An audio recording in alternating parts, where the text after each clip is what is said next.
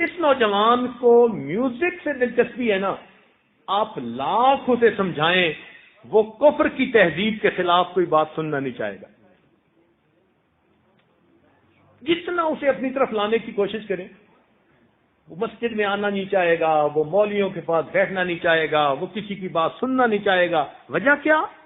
Music کے ذریعے سے اس کے دماغ میں اتنا کچھ دین کے خلاف دکھا دیا، اب وہ قریب آنا ہی نہیں چاہتا۔ میوزک کے ذریعے سے کفر کی تہذیب کے بارے میں اتنی باتیں اس کے اندر ڈال دی گئیں کہ اب اس تہذیب کے خلاف وہ کی بات سننا ہی نہیں چاہتا۔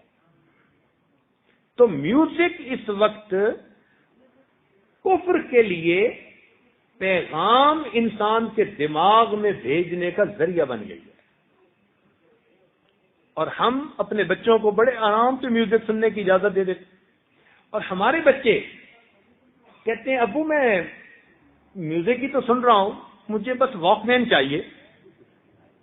اور یہ بچے یہ نہیں سمجھتے کہ واک مین میں ہم صرف گانے کے بول نہیں سن رہے، ان گانے کے بولوں کے ساتھ میوزک میں کفر نے کچھ ایسے میسج بھی خفیہ ڈالے ہوئے ہیں جو میسج ہمارے دماغ میں بیٹھ کر ہمیں اللہ اور اس کے رسول کے خلاف کر رہے ہیں، جو ہمیں دین سے ہٹا رہے ہیں۔ چنانچہ میرے اپنے ایک قریبی تعلق رکھنے والے سلسلے میں اصلاحی تعلق تھا، اور اس بچے نے M S P H D کی تھی کہیں سے۔ وہ کہنے لگا کہ حضرت میں اس کو پہلے لوگوں کی باتیں سمجھتا تھا، لیکن ہمارے پروفیسر صاحب نے، پی ایچ ڈی پروفیسر تھے، کلاس کے اندر 300 بچوں کو جمع کیا اور انہوں نے ایک گانا سنایا، اور گانا سنا کے ان کو کہا کہ بھئی سناؤ تم نے کیا میسج لیا؟ تو انہوں نے کہا جی کہ ہم نے اس کو سن کر اس کے بول کے مطابق یہ میسج لیا۔ تو انہوں نے کہا نہیں، اس کے علاوہ بھی ہم نے آپ کو ایک میسج دے دیا ہے۔ تو 300 لڑکوں نے کہا جی کہ اس کے سوا کوئی میسج ہمیں نہیں ملا۔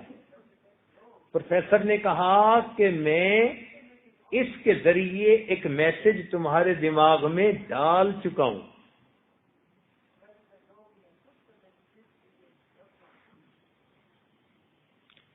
تین سو طلباء کہہ رہے ہیں جی کہ ہمیں کوئی اور میسج نہیں ملا۔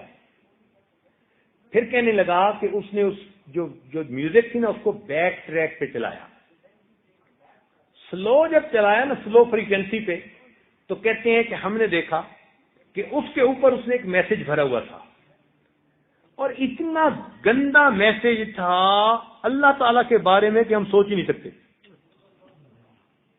ہم سوچ ہی نہیں سکتے۔ تو وہ کہنے لگا کہ دیکھو آپ لوگوں نے صرف میوزک سنی، اور ہم نے اس میوزک کے ذریعے سے آپ لوگوں کے دماغوں میں یہ پیغام بھی ڈال دیا۔ وہ ہمیں برین کے بارے میں پڑھا رہا تھا۔ تو کہنے لگا میں نے پریکٹیکلی دیکھا کہ آج سائنس کے ذریعے سے، سائنس نے میوزک کے ذریعے سے اپنے کفریہ پیغامات معصوم ذہنوں کے اندر ڈالنے کے تجربے مکمل کر لیے۔ لہذا نبی علیہ الصلوۃ والسلام نے یہ فرمایا کہ جو بندہ موسیقی سنتا ہے، حدیث پاک کا مفہوم ذرا توجہ سے سنیے، نبی علیہ السلام نے فرمایا کہ موسیقی کے سننے سے انسان کے ذہن میں زنا کی خواہش اس طرح جنم لیتی ہے جس طرح بارش کے برسنے سے زمین کے اندر سے کھیتی پیدا ہوتی ہے۔ تو یہ تو فقط ٹونز کی بات تھی نا، اور اب تو ٹونز کے اندر انہوں نے شیطانک ورشپ کی باتیں ڈالنی شروع کر دی۔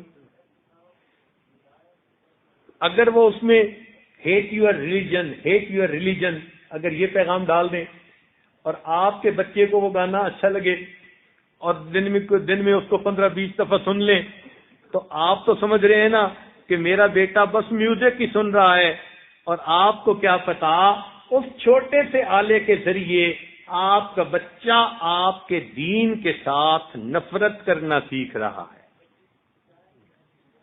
اور جو بچے خود نہیں بگڑنا چاہتے نا وہ بھی بگڑتے ہیں.